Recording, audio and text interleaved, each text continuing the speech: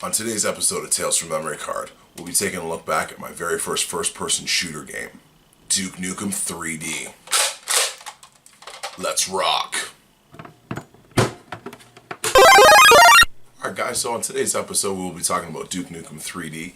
It was my very first first-person shooter game. My uncle introduced it to me, back in the late 90s. Maybe a little younger than I should have been to play that game, but nonetheless, it was, I fell in love the second I started playing it. Now, I never did very well in that game. I always used to play it with the cheats on, with God mode on, and, all the weapons and stuff like that, because I would get into it and then get nervous when the enemies would kind of swarm to me, and I'd be like, I don't know what to do. So I'd always play with the cheat codes on. So it was a game that I always went back to and would just play through certain levels, ones that I kind of knew my way around. Because for as simplistic as the levels layout was, they were still probably challenging because, it wasn't very large levels, but they did have their secrets, their secret areas, whether it be kind of out in the open, but, kind of off the beaten path or behind air ducts. You'd be able to go in there and find different things like atomic health, which gave you a boost of 50 health, and it would go over and above 100 to a maximum of 200. Or you would find different key cards or different weapons, or access to different weapons in a level that, if you hadn't taken that path, you wouldn't have gotten. So, but I'd always bounce back and forth in levels, and I never really completed it never completed them in order, but I did have so much fun with the game over the years. And I had one of the original copies that was out on the CD-ROM for Microsoft Windows. I'd never gotten in any of the ports until really recently, because I had tried the one on PlayStation and it just didn't feel exactly the same. The graphics were a little bit, they were a little bit different. They just were, I guess, a little bit worse on the PlayStation than they were on the computer. A good friend of mine a few years ago picked up Duke Nukem for the Nintendo 64, which was really, really cool. But again, it just felt weird playing it on an N64 controller. Again, I was never the keyboard and mouse when playing Duke Nukem, but playing it on an N64 controller just felt different to me. And I'm a huge advocate for the Nintendo 64 controller, so it wasn't anything like, the controller was weird because it had the 3 different, handles on it, but I was so used to playing it on like this generic, almost Super Nintendo controller, that kind of had the analogs, the D-pad actually had a little stick that you could thread into, and that was kind of acted as your joystick on the controller. So, but interestingly enough, there's almost 18 or just over 18 ports of the game. So, I don't remember them off the top of my head, so I'm going to read these quickly here. So, MS-DOS, Android, Game.com, iOS, Linux, Classic Mac OS, Microsoft Windows, Nintendo 64, Mac OS, PlayStation, PlayStation 3, PlayStation 4, PlayStation Vita, Mega Drive or the Genesis out west, Sega Saturn, Xbox 360, and the Xbox One. So this game has been shown a lot of love over the years and has a very strong fan base. And interestingly enough, I played it, and it got to the point where my disc was just so scratched I couldn't play it anymore, and kind of forgot about it over the years, started collecting for other systems, and kind of just went on my gaming way. And it was only until I noticed on my Xbox 360 that they had Duke Nukem on there, and I was like, wait, is that the one I used to play as a kid? Sure enough, I go in there and I look at the clip and I'm like, oh my gosh, this is Duke 3D. I'd never played it on a console before, so I picked it up immediately. Interestingly enough, with that one, I never ended up looking up the cheats or anything like that, and because anything that was the cheats for Duke Nukem was on the keyboard. The Xbox doesn't have a keyboard. So I ended up having to play through the game, on my own without any cheats, and it was a lot more rewarding that way. And I finally got through the entire game on the Xbox 360, and I really loved it and would go back and forth to it. And it was not until last year that I stumbled upon Duke Nukem 3D World Tour 20th Anniversary. It's a very big name, but I couldn't believe that they had another port, and it was on Steam. I originally got it on Steam, And they'd added a new episode. It was from the same level designers, the same designers on that game had created episode 5. They'd added a new weapon, the incinerator, which you burn your enemies. And it added in new audio tracks. It was new recordings of Duke Nukem and his classic phrases, but it was done by the same guy who originally recorded them. They're just high fidelity, high quality voiceovers now. So, and it's interesting because you can cycle between the two of them. So I'll show you guys in the clip a little later, kind of going back and forth and kind of the legacy Duke talk, or just the regular Duke talk. So it was really interesting. They were able to get, a lot of that original team back together to make this new episode for this 20th anniversary of Duke Nukem. This is the game that, if you grew up playing Duke Nukem, that was your game. Like, that was, we were waiting for Duke Nukem Forever for a really long time, and it finally came out, and it wasn't what everybody expected. It kind of it really missed the mark everywhere, at least in my opinion. I enjoyed it for the first little bit until I got to like an RC car part, and it was very buggy, the controllers. It was difficult to maneuver this thing. So I'm pretty sure you had to maneuver it around a tree. I don't know. I bought it. I was so happy to have bought it, got into it, and I was just like, a lot of the jokes, it just seemed like they were really trying to make Duke funny and relevant again, where, with Duke 3D, the jokes were just funny. It was just a fun game to play. Where I felt like we're forever in Duke Nukem Forever, is they were really trying to really push it, like, hey, no, Duke's still funny and Duke's still edgy, and it just I don't think it translated as well. It wasn't the game that we expected it to be. I really loved the idea behind this game, where you had to defend Earth against these alien invaders that, of course, one of the only reasons they came to Earth was to steal all of our babes. All of our babes have been stolen. And that's all they want. They came for our babes, and that's how they're going to help take over their world and ruin us, because all of our babes are gone. And interestingly enough, that anytime that you would stumble upon them, a lot of times it'd be in a secret area where you would find these babes kind of just like in a cocoon of this weird green stuff that they were around, and you couldn't save those ones, so you would your best bet was just to destroy them, blow them up, shoot them or whatever. But every time you did that, you spawned new enemies, all different kinds of enemies. You had your assault troopers, your pig cops, your octo brains, which to this day still creep me out. It is such a creepy design. I remember playing as a kid, and I would get to a level like that, and it was like, nope, pause it, and it would skip to the next thing. I'll play through them now, but it's still an interesting, like, how I'll get that same feeling I did as a kid. It was like, oh no, this thing's coming after me, and it's just, no, just shoot it. It's just an enemy. It's nothing too crazy. Over to the Overlord. There's just a lot of cool, memorable enemies in there. It was enjoyable going through and playing. And because of Duke 3D was, the real reason I fell in love with first-person shooters. It was, you felt like you were the person that you're portraying. All you saw was, I'll try to show you through the thing, but all you saw was just the top of your gun, or, it was your hand, or if it was a pipe bomb, or if it was an RPG. You only saw those things, and it was like you were that person. And that's really what made me fall in love with it. And, again, into games like Call of Duty or, Medal of Honor before the series died. Getting into Time Splitters, GoldenEye on the N64, getting into Perfect Dark, a lot of those games, Duke Nukem was that first game for me. And the next big one after that was GoldenEye. And it's just really cool, especially now that I'm still able to go on my PlayStation 4 and fire up Duke 3D just to kind of mess around for a few levels. And it's always a good thing to be able. You can always just jump in, play a few levels, and it's also interesting on the World Tour is that it's just a level select now. Now it's not you just go in and have to beat the level. You can just start off in any episode at any given level that you want to. Originally, when you first got the game, you weren't able to do that. You had to put a cheat in to go through a level select menu, and you weren't able to get to I believe it was The Birth. If it wasn't Shrapnel City, which is the 3rd episode, it may have just been The Birth, which was the 4th episode, but it was locked. You actually had to go through and beat the episode before that to actually unlock that before you can go and play it. And now, unless obviously you put the cheats in and that was your way to play it, but if you were just playing it off the thing, you weren't able to get there. They were all locked behind the previous episode. So we're going to take a look at a clip I put together here. It's a little bit of a longer clip, but I really wanted to show you guys, what the feel of the game. You know, show you what the original graphics versus the true 3D graphics look like.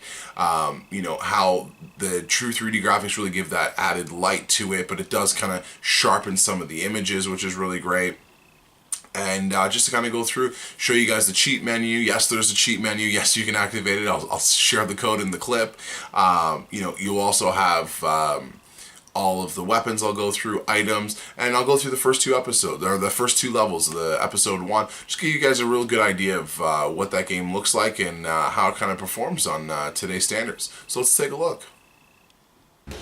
Alright guys, so today's game is going to be Duke Nukem 3D World Tour 20th Anniversary.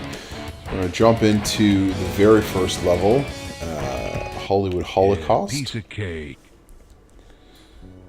Damn, those aliens bastards are gonna pay for shooting up my ride. So for anyone who has ever played this game before, you kind of notice that the graphics look a little brighter. It's because the original 1996 source code is in here, plus there's a 2.5D engine that's remastered for true 3D for PS4. So that's your true 3D, and this goes back to your regular source code, the original source code from 1996. What's also really cool though too is in the settings here, on your sound settings, and you can toggle the legacy Duke talk on and off, so you get the original recording, which I'll leave on so you guys can hear a couple of things, and I'll switch it off. But interestingly enough, the new Duke talk is high fidelity re-recordings from the original voice actor that did Duke Nukem, which is really cool. Same thing with there's now 5 episodes instead of 4. The 5th one is now it's on here. It is, my apologies while I pull this up. I won't click on it. It is Alien World Order. So that's a whole new episode. They've included new music from it, but from the original composers. They've also had got a new weapon, the incinerator, so you can actually roast your enemies, which is pretty cool. But let's just get into it. First level. So I'm not going to go and try to find everything in here. We'll just go through and just give you guys kind of a taste of what it looks like. Play through the first level on the first 2 levels on the old style graphics, and but as I do it, I'll kind of just toggle between the 2 of them. So we will investigate this Hollywood Holocaust.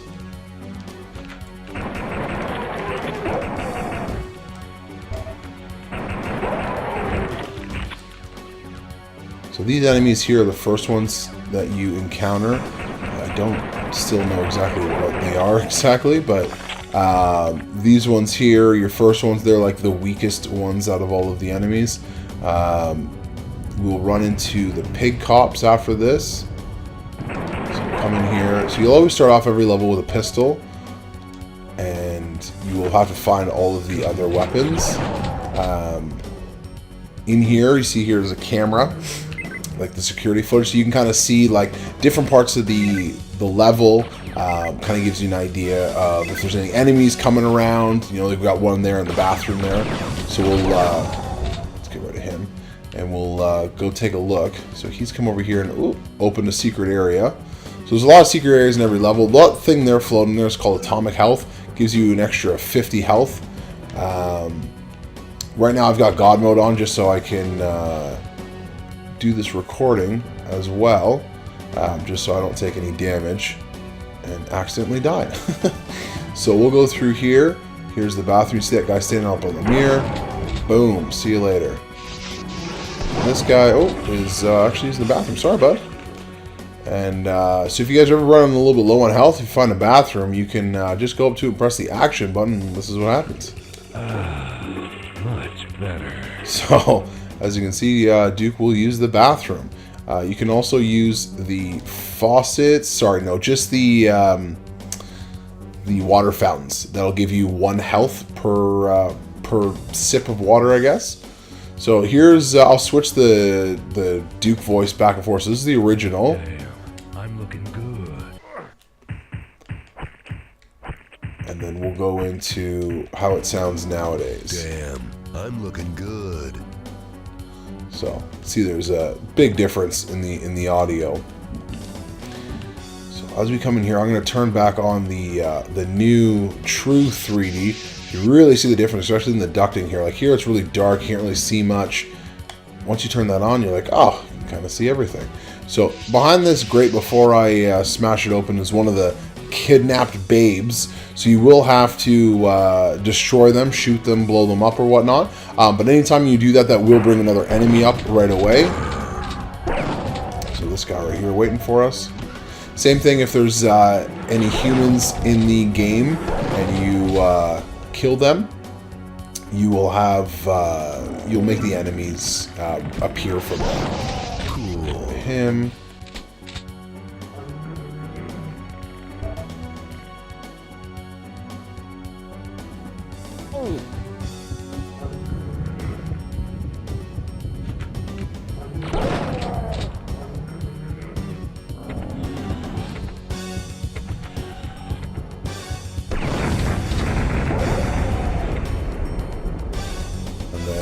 Secret area right here. Homage to Duke Nukem 2. Don't have time to play with myself. Grab Hollow Duke. Come in here. There's the pig cops. Interestingly enough, if you see what on their armor or their bulletproof vest actually says lard, which I thought was pretty funny. Okay. And that's the level. So again, just before I hit it, old graphics, updated graphics. So we'll go through here. We'll go through the second level next. Okay guys, so here we have the red light district. So we'll play through here and give you guys an idea of what the second level looks like. Again, pig cop. So we have a flying pig cop. 2 shotgun blasts will take him out. And another 2 shotgun blasts to take the pig cop out himself. Somehow the exploding ship didn't take him out, which is super weird to me, but okay. We'll continue on. So going to the video store here.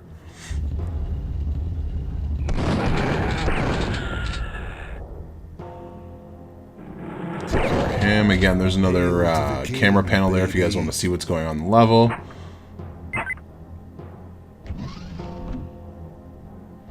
So interestingly enough, like playing it with the original graphics, a lot of the areas are darker. Again, once you put that true 3D on, you really notice the difference of it's a lot brighter. It's a lot easier to kind of see what's going on. It kind of kills a little bit of the ambiance, in my opinion. Kind of kills that little bit of fearish vibe. Here we got the chain gun, probably my favorite gun in the whole game. Mow everybody down. Let's switch to here. Duke Nukem must die. I do not agree with that at all. I don't think he should die. It's a terrible thing to say to him. Oh god, okay, another pig cop. Yep. Let's get him.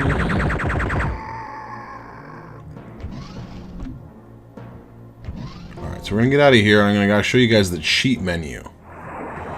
Just input that here.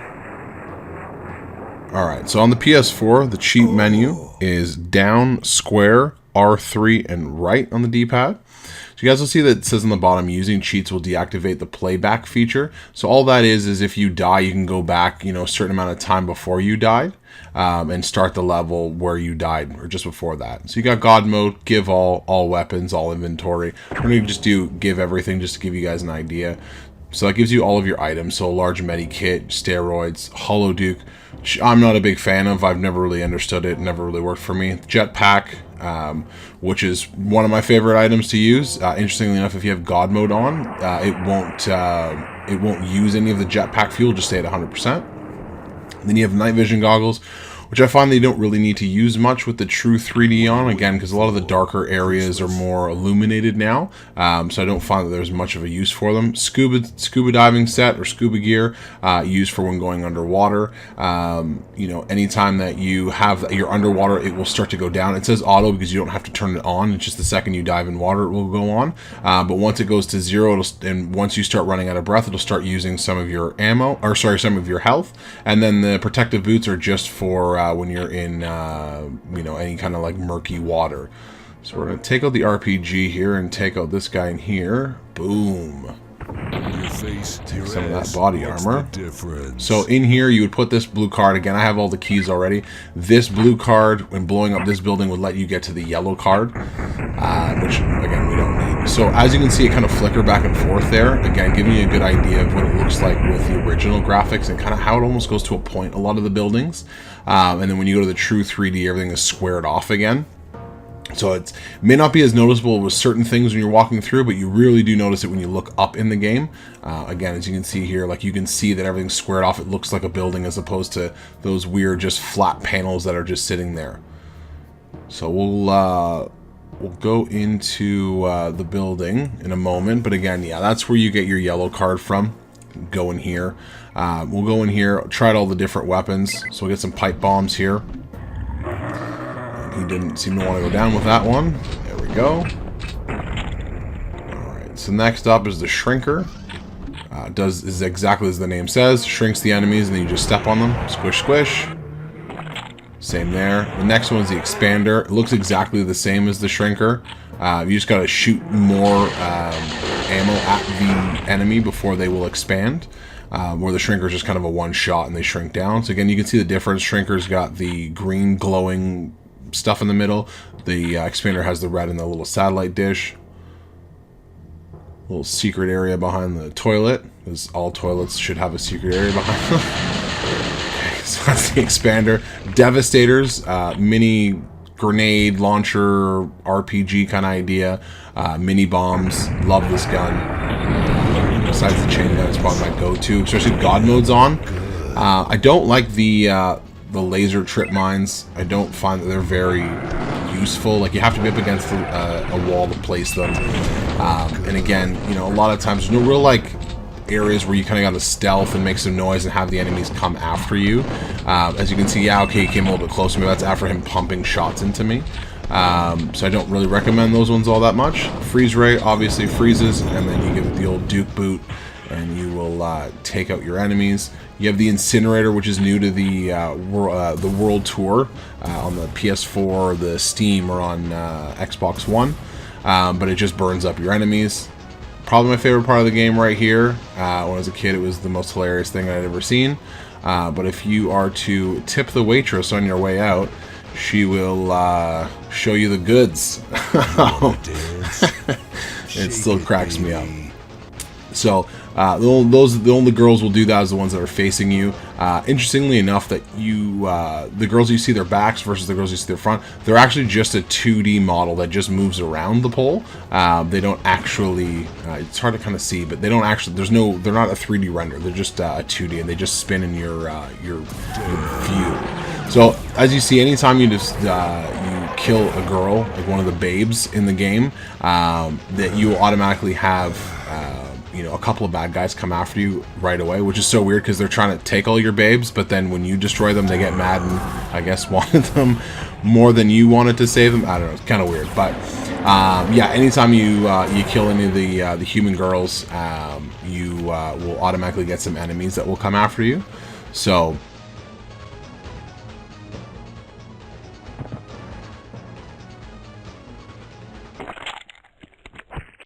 sorry, we're going to jump into the next area, which is the spaceport. Nobody steals our chicks.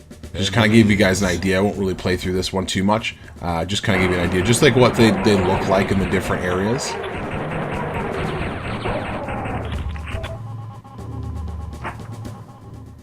So I know I've said it already, but you do always start off with a pistol. If you don't start off with anything, like when Duke's getting electrocuted in the third chapter of the first area, you start off with nothing. But again, pistol, again, same thing. Secret area, Devastators. Love the Devastators.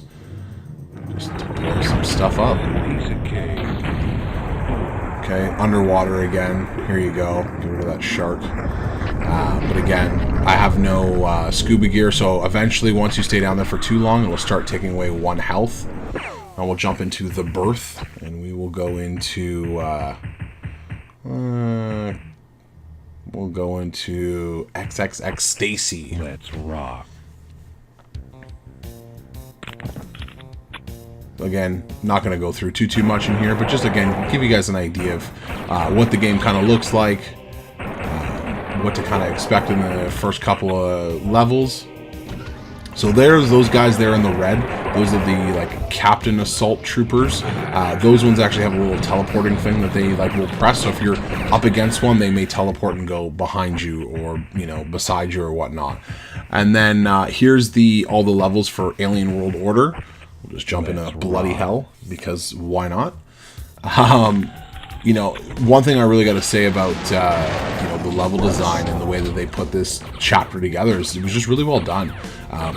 You wouldn't, if you didn't know that they made this as an add-on, you would have just thought this was in the game the entire time. Minus the little bit better recordings and whatnot, but just for the sheer fact that it looks exactly like all of the other levels do. I haven't spent as much time in the last episode. But again, it just fits right in. It looks really good, and you can kind of go between the two graphics. So that was the clip of Duke Nukem 3D. Again, just to give you guys a taste of kind of what's going on. So we'll jump back into the video. I don't know about you guys, but I really want to play some Duke 3D now. So guys, thank you for watching the video. If you liked it, give me a thumbs up. If you want to see more great videos like this, hit that subscribe button, click on that bell notification so you know when a new video drops every week. And if you guys are looking forward to reach out to me and chat, you guys can find me on Instagram at thegamingpowerups. I sometimes will stream on Twitch at thegamingpowerups. I'm also on Twitter at gamingpowerups. Alright guys, just remember, game on.